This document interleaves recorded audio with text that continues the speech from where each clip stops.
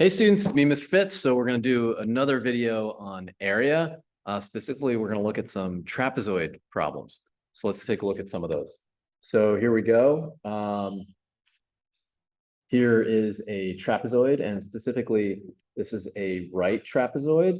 So because it has some right angles. And the thing to know about a trapezoid, it's just a quadrilateral. So it's a four-sided figure with one set of parallel sides. And so there are a lot of ways we can think about figuring out the area for this. I'm going to show you a couple ways. One is to just break this into two smaller shapes that we already know how to calculate, right? We know how to use triangle and rectangle formulas, which are right behind me. So let's go ahead and take a look. If I go ahead and break this into two shapes. So I'm just going to go ahead and draw a perpendicular line right here. So it's parallel to this line. So I'm going to create this rectangle here. So if this is a rectangle, it has all right angles. Then I know that this is going to be 5 and the opposite sides are the same. So that's 5. So this would be 6.7. So if that's 6.7 right here, then I know by subtraction, we could call this the subtraction postulate if you want, but that would be 4.9, right? Because 11.6 is the entire line segment. And then this would be 4.9.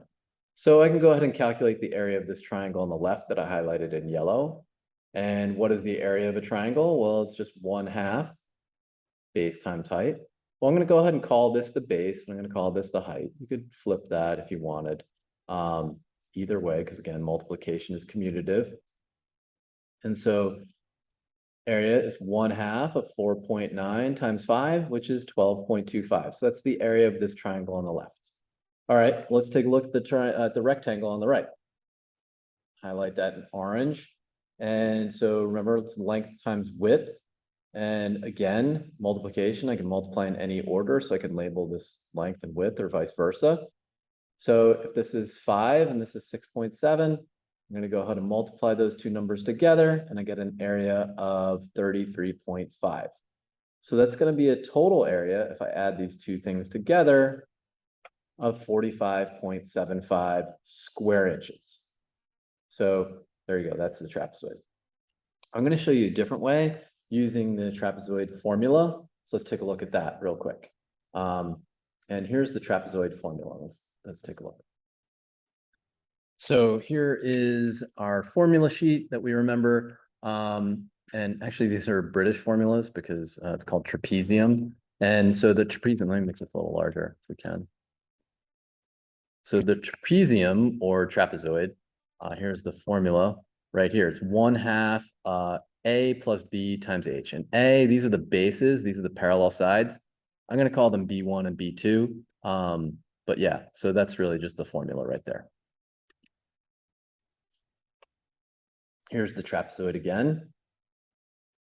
And I called it B1 and B2 instead of A and B. So this is going to be B1 and B2. So it's just the add up both bases, multiply by 1/2, and then multiply by the height.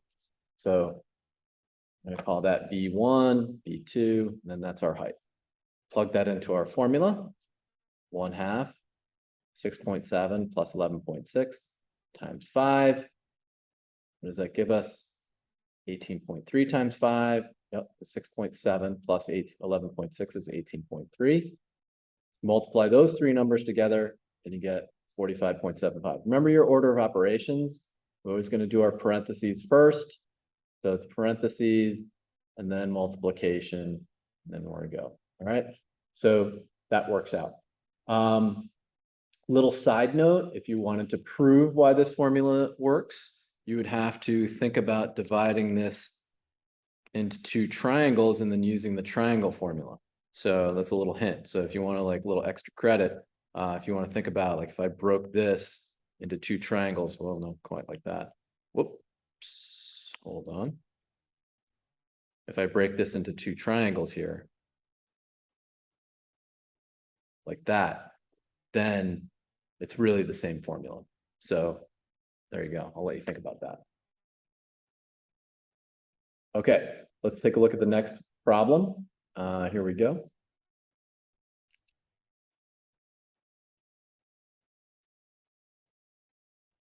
Okay, so the next problem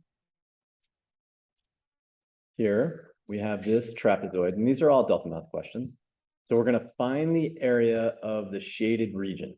So again, you can see the shaded region. It's just a trapezoid twisted. It's kind of like on its side because here are the parallel sides and these would be the bases. So you could use that trapezoid formula I just used. That's fine. You would just have to use this as B1 and B2, and then this would be the height. Totally fine if you want to do that.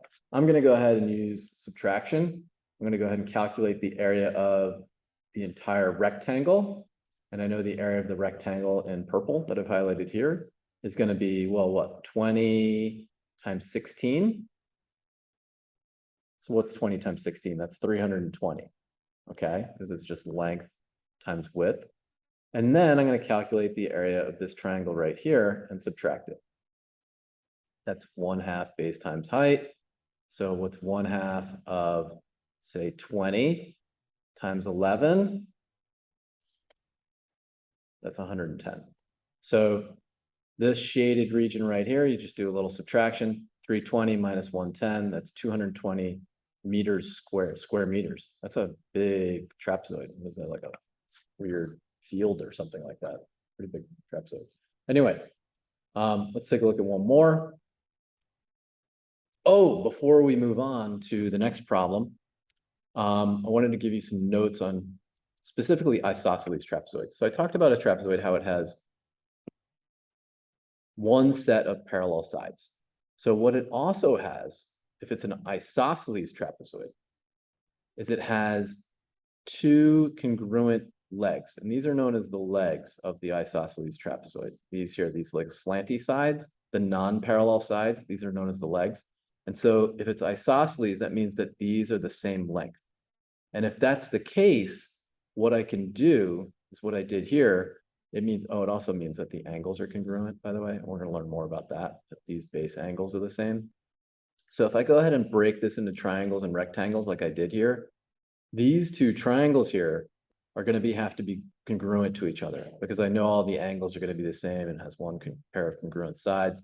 We're going to learn later in the year why that proves the triangles are congruent, but they are.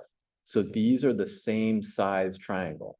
That's what these dots mean, therefore. So therefore, these triangles are congruent. Because this is an isosceles trapezoid, these are congruent triangles. So I only need to find the area of one of them, and then I just can multiply by 2. So if they give you, like, say, this distance and this distance, you can figure it out. But you're going to see some isosceles trapezoid questions. Just wanted you to know what an isosceles trapezoid is in order for you to solve them. So again, if you have problems with those, let me. Okay, let's quickly talk circles. So here's a circle.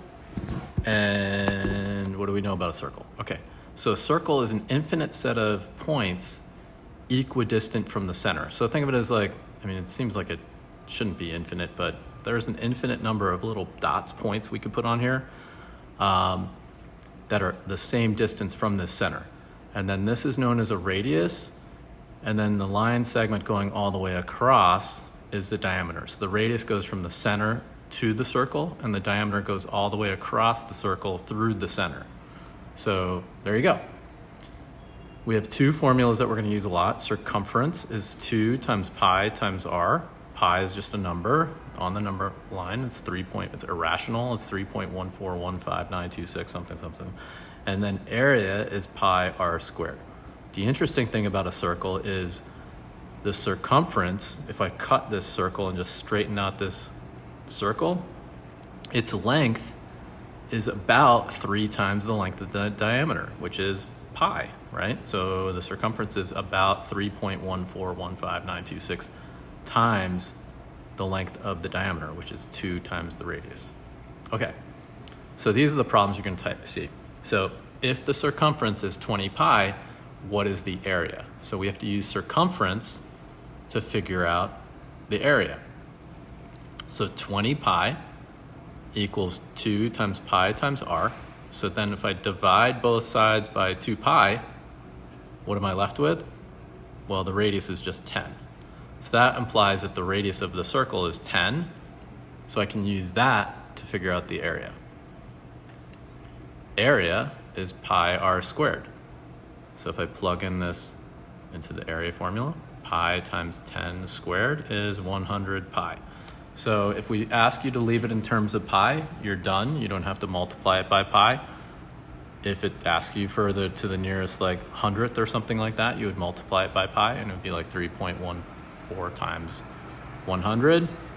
So it'd be about 314.15926. All right. So again, a lot of problems, they're going to give you like the circumference and you're going to find area, or they'll give you the area and you have to find circumference. So it's like multi-steps. You have to like find the radius first and then use that to help you find the rest. All right. Hope that helps. Let me know if you have any questions.